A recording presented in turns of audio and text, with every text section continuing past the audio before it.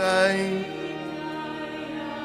bil-ħsieb tiegħi kull filgħodu mal-inqum fix-xemxiet il-ġwier ta' wiċċek inti s-sebbaħ il-ħolqien jisselmulek l-art u s-sema kull fil-ħodu bl-oħra l-sin jamulejja nisikħaj għalix int tal-ħajja s-sin fik is-seta fik il-ħmira int fawwara ta' kull ġid.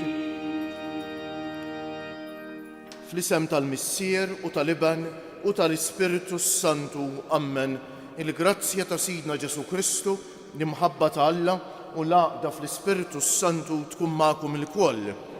Eżisħut nixtieqilkom l-għodwa tajba, il-lowm il-5 ta' frar il-Knisja tagħmel it-tifkira ta' Sant'Agata Verġini u Martri. Ma nafux ħafna fuq ħajjita, nafu li rċiviet il-martirju f'Katania fi Sqallija lejn is-sena 250-253 fil-persekuzzjoni tal-Imperatur Deċju, bħalma tafu mis-sena 64 wara Kristu sas-sena 313 fl-Imperu Ruman wieħed ma setax ikun nisrani. Kien hemm din il-liġi li tipprojbixxi reliġjonijiet oħra mod speċjali li wieħed ikun nisrani. U imperaturi minn naqri żjed u minn naqri inqas kienu joqtlu, jaqbdu lill-insara u joqtluhom. U Sant'Agata kienet tfajla verġini mogħtija għal Alla kollha kemm hi inqabdet u ngħatat il-martirju. Nitolbu bl-interċessjoni tagħha il-kult lejn din il-qaddisa kiber ħafna fil-Knisja tal-bidu, tant li tissemma wkoll f'dak li nsejħu l-kanoni Ruman. Hija t-talba Ewkaristika numru 1 li l-Knisja użata bħala l-uniku talba u xek tar-rejt Latin għal mijiet kbar ta' snin. Nitolbu bl-interċessjoni ta' il-qaddisa biex aħna wkoll narfu ngħixu ħajja nisranija awtentika li inna l-mulejjes isħuta ma jitlobniex sagrifiċċji kbar li nċarxu demna nagħtu ħajjitna, jitlobna s-sagrifiċċji żgħar tal-ħajja ta' kuljum biex inkunu fidili lejn dak li nemmnu fih, fidili lejn Ġesu. Ejjew nitolbu għal dil-qaddisa hekk tispirana, titlob tidħol għalina quddiem Alla biex inkunu nsara veri. Fi skitt ta' qalbna nitolbu maħfra lil mulej għal ħtijietna.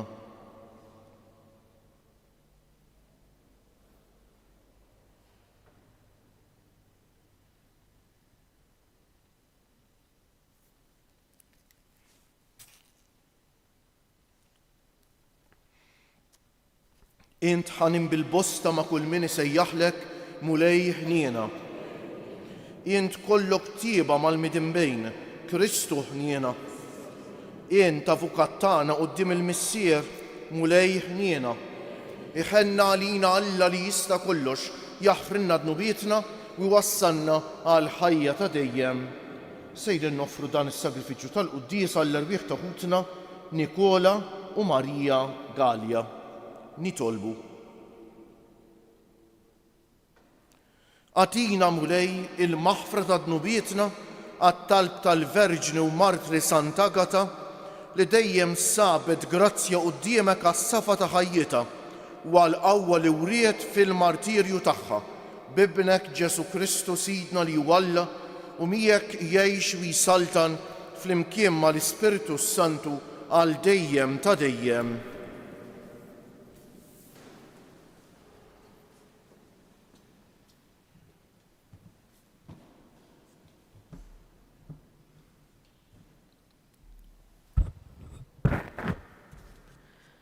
Qari mill-ewwel ktieb ta' Slaten.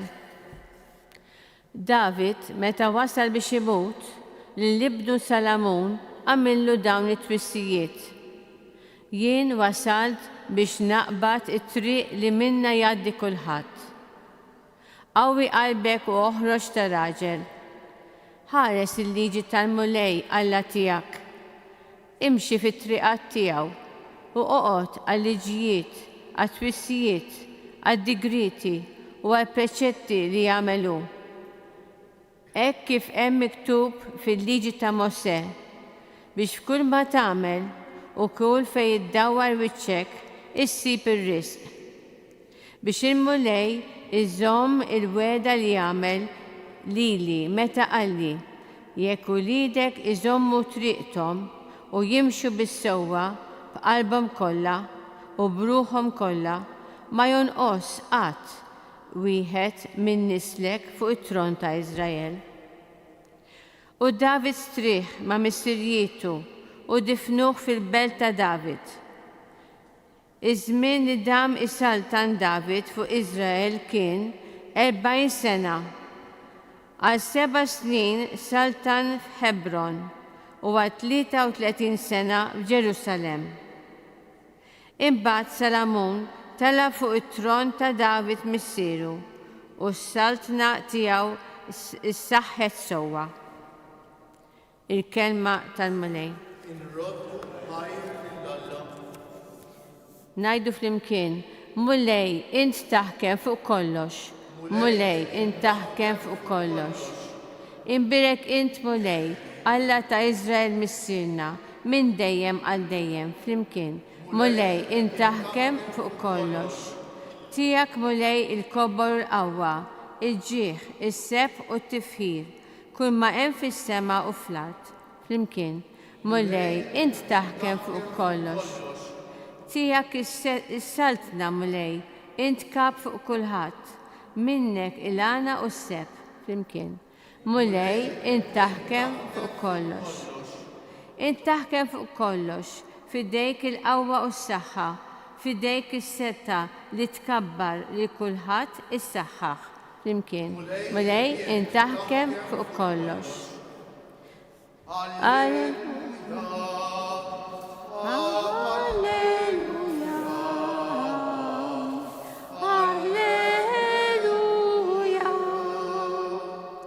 Is-sadna talla waslet jgħid il-Mulej, indmu u emnu fl-Evanġelju. Alleluja, alleluja, alleluja.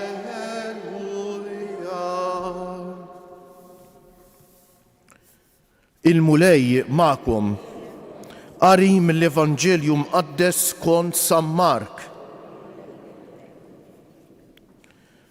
F'dak iż-żmien Ġesu sejjaħ it-tnax u beda jibatom tnejn fil-waqt li tawhom is-seta fuq l-ispiriti ħżiena u wissihom biex ma jieħdu xejn magħhom għat-triq ħlief ħatar, la ħobs, la ħorġa, lanqas flus fi ħżiemhom, ma jilbsu l-qrieq u ma jxiddux żewġ ilbiesi.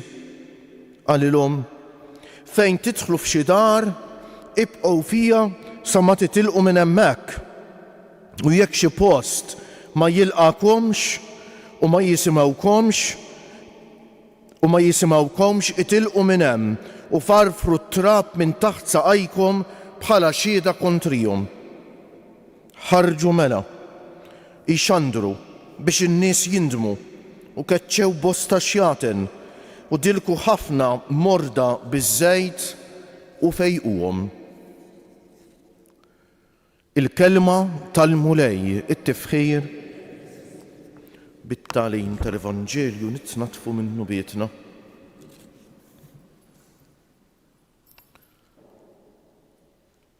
Forsi waħda mill-iktar affarijiet eżisħuti li tinfluwenzana fil-ħajja u li ħafna drabi ma nkunux konxji tagħha hija kemm ninfluwenzaw lil xulxejn.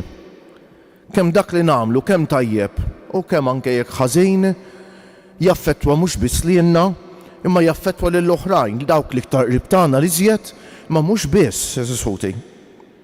U ovvjament l-ikbar influwenza fil-ħajja tagħna jagħmlu l-ġenituri tagħna. Il-ġenituri tagħna mod speċjali meta jkun għadna żgħar u x'hekk l-effett li jkollhom fuq il-mod kif naħsbuha, fuq il-mod kif nirrelataw ma' nfusna, ma nirrelataw ma' l-oħrajn, fuq il-fidi tagħna, huwa kbir ħafna, Ħuti. Qed ngħidilkom dan għax smajtu il-parir li jagħti David lill-ibnu Salamon qabel ma jmut.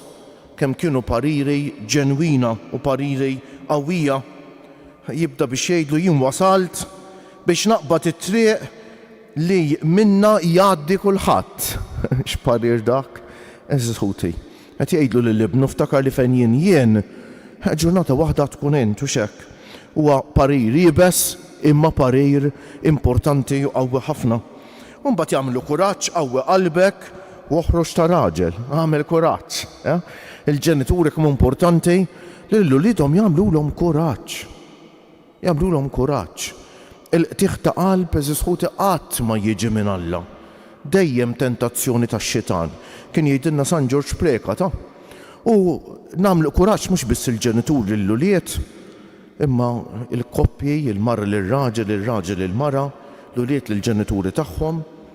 Tajjeb nistaqsu ftit lilna nfusna jiena x'effett inħallilu lil min jiltaqa' miegħi, lil bniedem li jiltaqa' miegħi x'effett inħallilu. Alla ħares qed nagħmlu mdejjaq jew nagħmlu ferħan. Ninkoraġġih jew niskoraġġih. Aħna għandna responsabilità kbira quddiem Ħuti tal-għin xulxejn. Mhux se nkompli naqra dejn min irid imbagħad ifittixha d-dar fil-qarri tal-ġurnata, l-ewwel ktieb tas-Slat kapitlu 2 il-bidu tiegħu. Il-parir jagħti minna David lil Salamon. Però Ħuti forsi xi ħaġa li ninsewwa ta' sikwejt, imma Ġesu jagħmilha ċara ħafna li fuq hekk qed jiġġudikana ta'. Fuq kif x'nagħmlu lil xulxejn. Kont bil-ġuħ u tmajtuni, kont bil-għaġġ u sqejtuni, kont barrani u lqajtuni. Issa dan ma jfissirx biss kont bil-ġuħ, forsi ma tantx niltaqgħu aħna f'Malta u Għawdex, rari, niltaqgħu ma x'ħadd ikun verament bil-ġuħ u tittatih jiekol, imma bil-ġuħ għal kuraġġ il-biċċa kbira aħna ta'. Bil-ġuħ għal kelma ta' ġejt, bil-ġuħ għad bis-sima, bil-ġuħ biex nisma' lil persuna l-oħra. Dawn huma kollha affarijiet Ħuti li huma mhux importanti, essenzjali fil-ħajja tagħna Ħuti. Huma għandna bżonnhom biex nagħmlu kuraġġ. Kulħadd għandu it-triq ibsa tiegħu fil-ħajja. Kulħadd għandu strarib tiegħu li kultant jistgħu jkunu ibsa iktar. ċertu żmien ngħaddu mument ikunu ibsin iktar. Kemm importanti allura li noqogħdu attenti li lil xulxejn nagħmlu l-ġejt mhux id-deni. Qatt id-deni dejjem il-ġejt, anke bil-bissima, anke meta jiena ma nħossni sewwa, kemm irid noqgħod attent li ma nisvogax in-negattiv li jkun hemm ġo fija jew id-dwejjaq li jkun hemm ġo fija fuq ħadd ieħor. Faċli jiġri hekk u nispiċċaw nagħmlu ħafna ħsara u teħel magħna persuna ġeneralment ikun xi ħadd qrib tagħna, xi ħadd li jħobbna li ma tkun taħti xejn, Ħuti. Kemm iridu nqogħdu attenti minnha dil ħaġa. Għax nkunu qegħdin nagħmlu ħsara u ma nkunux nafu f'liema sitwazzjoni dik il-persuna fil-qalb tagħha. Illum sfortunatament taqra ħafna hawn pandemija mhux tal-Covid imma tas-solitudni, tal-qtieħ ta' qalb. Sewwa jiġifieri naħseb tafu intkom li kultant anke persuni li jaslu jagħmlu ħsara lilhom infushom żdiedu ħafna. Ħuti. U għalhekk x'responsabbiltà kbira għandna. Mod speċjali aħna li nemmnu ta' Alla ħares qatt niġu l-Knisja, Alla ħares qatt nitolbu, Alla ħares qatt nsejħu ruħna nsara u nagħmlu ħsara lil proxmu tagħna x'inkunu l-ikbar ipokreti Ħuti ta' Alla ħares. Għall-ebda raġuni laqqas il-min jagħmlilna ħsara ma nagħmlu ħsara aħseb wara. Allura Ħuti jew nitolbuh bil-qalb tal-mulej illum dil ħaġa. Nnutaw Ġesu fl-Evanġelju tal-lum. Dak li qed jgħidilhom l-Apostli mhux hekk. Jaqbad it-tnax u jibatuhom tnejn fil-waqt li tohom is-seta fuq l-ispiriti ħżiena. Issa l-ispiriti ħżiena jidhru taħt ħafna forum ta' u mhux dejjem tinduna fejn ikunu. Spiritu ħażejn ifisser kull ħaġa li hija negattiva, kull ħaġa li mhijiex skont ir-rida tal-Alla. Hemm l-ispirtu ħażejn warajja. U wissihom biex ma jieħdu xejn magħhom għat-triq li f'ħatar. Għaliex? biex jafdaw falla, biex il-fiduċja tagħhom ipoġġuha falla u fl-imħabba tal-oħrajn.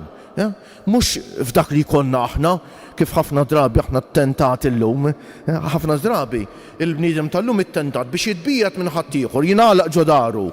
Ħsibna fil-mowbajl ma mbagħad biex nitkellmu u ngħidu kelma ta' ġejt u forsi nieħorġu nieħdu kafè ma' xi ħadd, daka qegħdin nitbedu minnhom dawn l-affarijiet. Suppost għandna iktar mezzi ta' komunikazzjoni soċjali u l-komunikazzjoni face to face. Li dik l-importanti, dik tlifnija ġisħuti ta' tbedna minna u kemm għandna bżonna dik ta'. Mela Ġesu hekk qed jgħidilhom hawnhekk, afda falla u fl-imħabba tal-oħrajn. Jekk hawn pandemija ta' solitudni, warajja tafu x'hemm li l-bniedem tal-lum dejjem qed jonqos mill-imħabba. M'għadux kapaċi jħobb, m'għadux jifhem x'in imħabba għaliex. Aqla ħarstek minn fuq il-mulej, tbiet mill-mulej ma tibqax kapaċi tħobb. Tkun taf titkellem fuq l-imħabba ta' u tieħu gost tisma' min jitkellem fuq l-imħabba, ma tasalx għalija. Għax huwa hu biss il-mudell waħdieni u l-grazzja tal-imħabba vera żisħuti. Għalhekk jew nitolbuh bil-qalb il-mulej li aħna wkoll hekk nilqgħu l-istedina tiegħu biex bħall apostli inħalluh jinqeda bina biex ikeċċi x-xjaten. Ix-xjaten u l-ispirti ħżiena li jġibu l-firda, li jġibu l-mibeda, li ibedu l-imħabba. Ekku nilbsu aħna stess il-grazzja u l-imħabba talla. Dik il-grazzja u l-imħabba talla li twassalna li nħobbu lil xulxejn, nirrispettaw lil xulxejn. Ngħidu kelma ta' ġejt, bissima, nisimgħu, ikonna l-paċenzja nisimgħu il-persuna l-oħra. Dak li għamilna verament kontenti, dak li għamil soċjetà verament sabiħa. Nitolbuh bil-qalb il-mulej u nafdaw dit-talba tagħna fidejn il-Madonna ta' Pinu.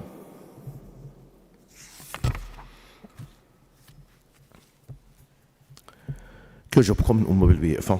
Aħna u nizzu ħajr illum lill-mulej Ġesu għax tal il-Sant'Agata rebħa sħiħa fuq dbatijieta u fuq dawk li kienu jaħruha, nitolbuh jagħti lilna wkoll meta jasal il-waqt kif ta' lil Sant'Agata il-għena tal-glorja tiegħu li qatt ma jintemm. Eħles mulej il-Knisja tiegħek mit-tiġrejb tal-ħżiena biex blat fi xkejl twassal il-bxara tas-salvazzjoni satru fl-art kollha nitolbu.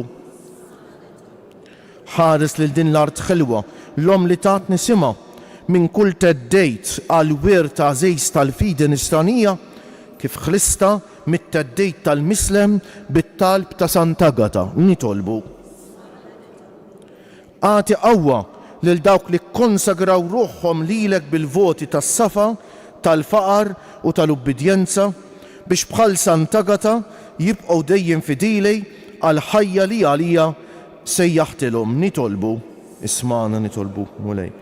Daħħal għal festa tat-tix ta' dejjem flimkien ma' Sant'Agata lil ħutna li għalihom noffru dan is-sagrifiċċju tal-quddiesa u lil ħutna l-mejtin kollha li marru qabilna minn din id-dinja nitolbu. Għamel jaħna l-koll bħal Sant'Agata nsibu grazzja quddiemek bis-safa ta' ħajjitna u bil-qawwa li nuru fix-xhieda li nagħtu għalejk quddiem id-dinja nitolbu. Ħanieqfu ftit fiskietek nkomplu nitolbu għal paċi fid-dinja. Sfortunatament il-bniedem tal-lum kif għedna dbiet ħafna mill-imħabba nitolbu biex nkunu aħna femmem xi mħabba, poġġi l-imħabba u ssib l-imħabba. Jalla nagħmluha aħna li nsara l-motto ta' ħajjitna din is-sentenza sabiħa li jgħallimna San Ġwan tas-Salib. Femmem xi mħabba, poġġi l-imħabba u ssib l-imħabba. Fiskiet nofru t-talba tagħna lill-mulej.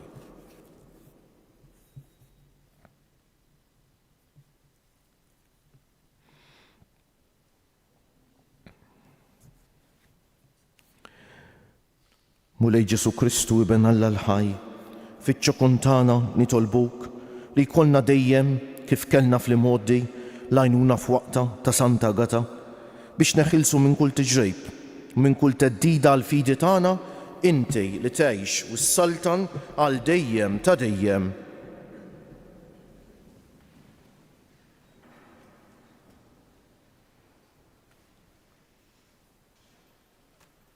Imbierek int Murjalla tal-ħolqien kollu għax fi tjubitek tajtna l-ħobs li qegħdin noffrulek frott tal-art u xogħol il-bniedem li minnu jsir għalina il-ħobs tal-ħajja.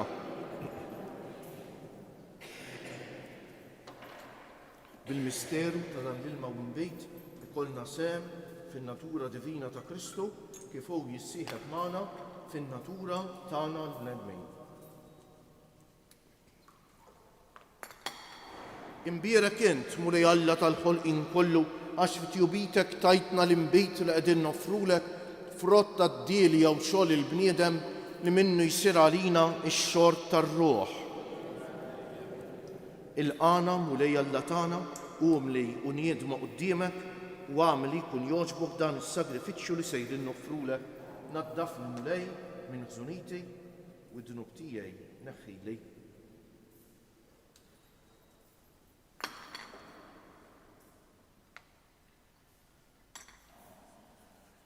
Itolbu ħuti biex is-sagrifiċċju tiegħi u tagħkom ikun jogħġob lill-Alla l-Missier li jista' kollox.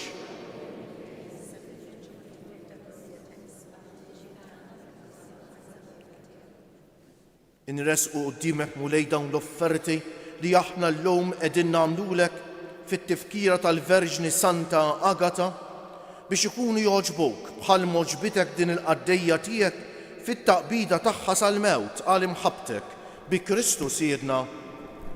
Il-mulej magħkom. Nerfew qlubna l fuq. Niżżu ħajr lill-mulej Alla tagħna. Sewwa u xieraq tas-sew. Mulej missier qaddejs, Alla ta' dejjem li tista' kollox, tajjeb u ta' ġejt tas-salvazzjoni tagħna li dejjem u kullimkien indiroddulek ħajr.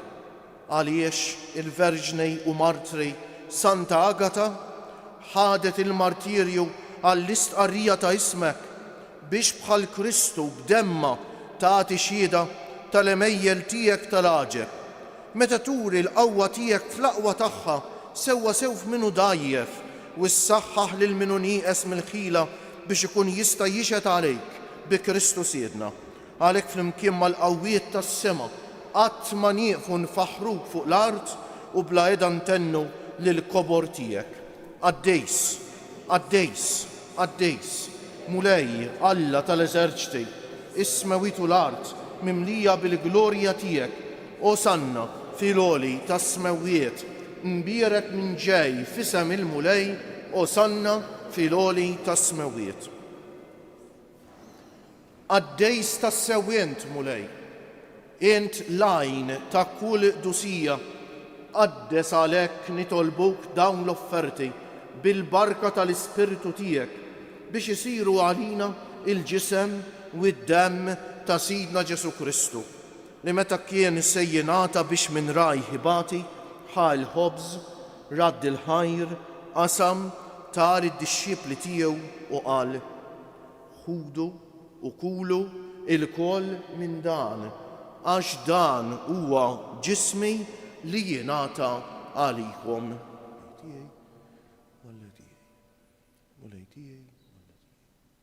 Mulej tiegħi Alla tiegħi, il-ġisem imqaddes ta' Sidna Ġesu Kristu.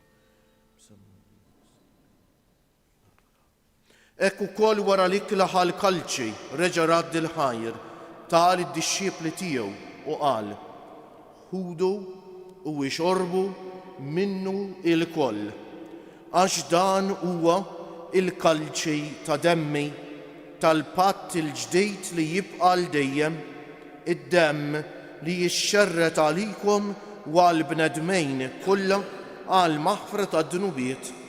Għamlu dan b'tifkira tiegħi.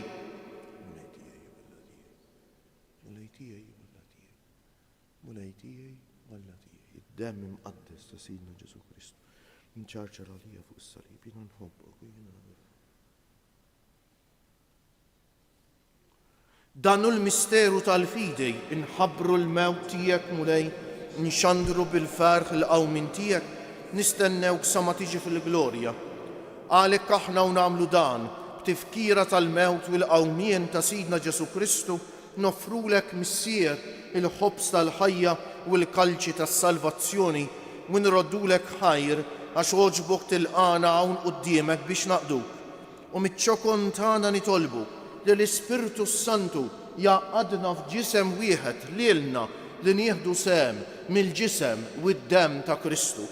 Ftakar mulej fil-Knisja tiegħek imxerda mad-dinja kollha, wettaqa fl-imħabba flimkien mal-Papa Leon 14, mal-Isqof tagħna Anton, mal-isqfijiet u l-ministri kollha tiegħek u mal-poplu kollu li inti ksibt għalik. Ftakar ukoll f'ħutna li raqdu bit-tama tal-qawmien, mod speċjali llum nitolbu għall-irwieħ ta' ħutna Nikola u Marija Galja. Ftakar fil-mejtejn kollha, daħħalhom quddiemek fid-dawl tas-sebħ tiegħek. Ħenna għalina l-koll nitolbuk.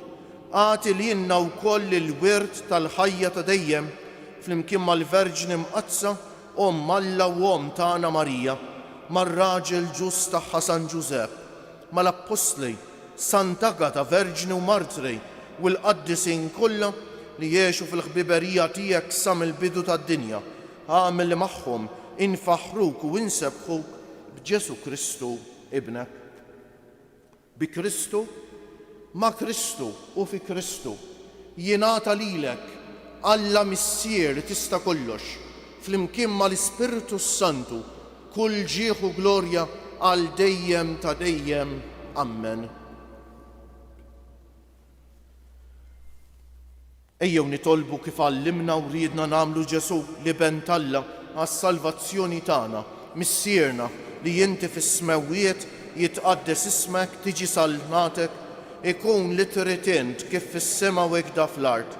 Ħobżna ta' kuljum agħtina llum, aħfrinna dnubietna bħalma naħfru lil min ħati għalina u la ddaħanniex f'tiġrib iżda ħlisna mid-deni.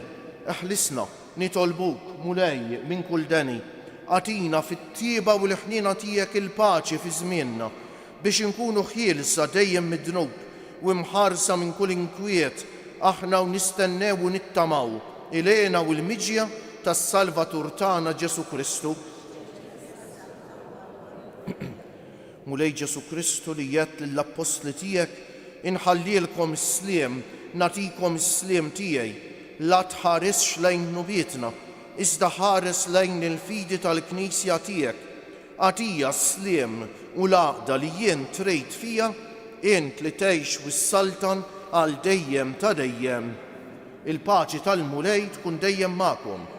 Għatu l-paċi lil xulxin. Il-ġisem flimkien mad-demm ta' Sidna Ġesu Kristu ikunu jiswew lilna li ser nitqarbnu bihom għal ħajja ta' dejjem. Ħaruf Talla li tneħħi d-nubiet tad-dinja ħenna għalina. Ħaruf Talla li tneħħi d-nubiet tad-dinja ħenna għalina. Ħaruf Talla li tneħħi d-nubiet tad-dinja tina l-paċi. U lej Ġesu Kristu binalla l-ħaj bin-mewt tiegħek kif rid minnek il-missier u bil-ħidma tal-Ispirtu Santu inti tajt il-ħajja lid-dinja.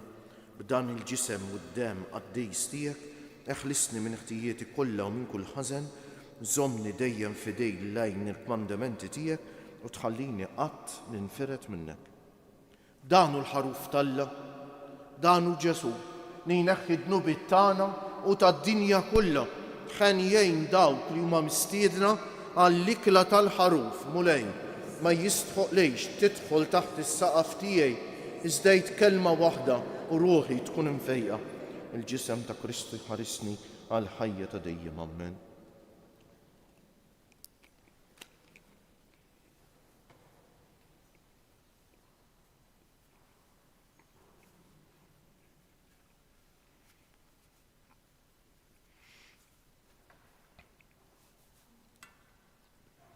Id-demm ta' Kristu jħarisni għal ħajja ta' dejjem.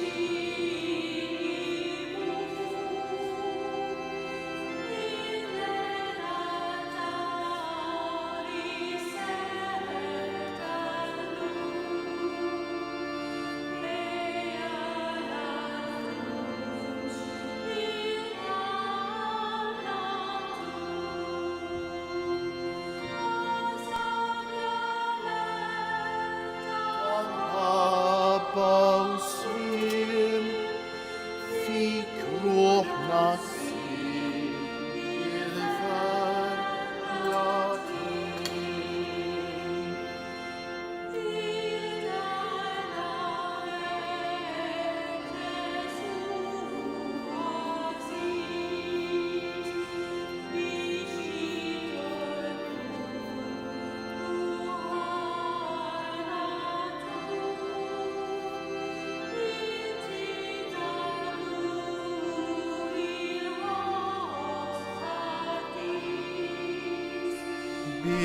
بالخجالو جينا نفحو وصاغرامن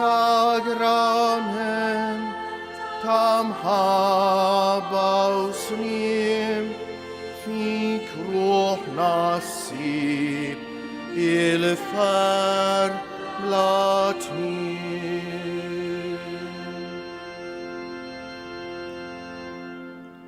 Eżis ħut illum il-ħamis, jum speċjali li fakkarna li Ġesu waqqaf l-Ewkaristija propju l-ħamis, għalhekk ridu ngħidulu grazzi minn qalbna ta' dan id-don tant għażejs li fiħalla ma jagħtinix xi ħaġa, Alla jagħtina lilu nnifsu eżis ħut, xi grazzja kbira.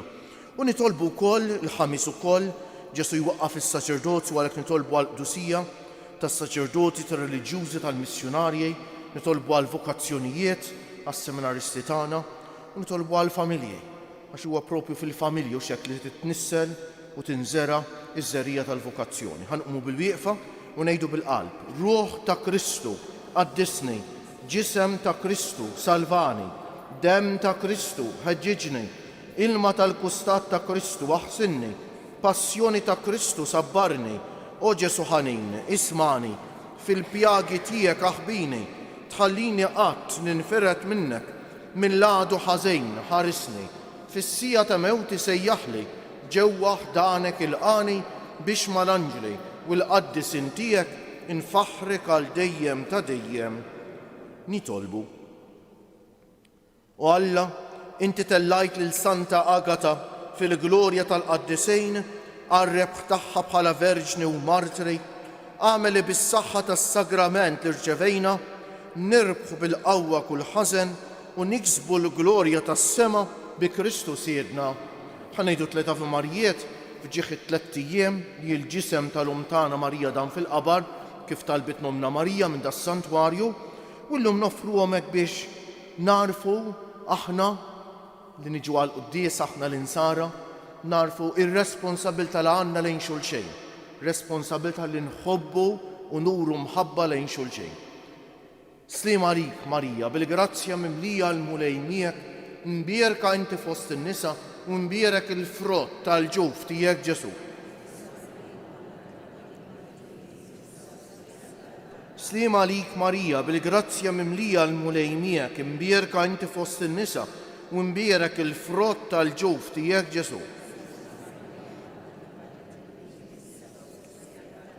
Sliem għalik Marija, bil-grazzja mimlija l-mulej miegħek, imbierka inti fost in-nisa u imbierek il-frott tal-ġuf tiegħek Ġesu.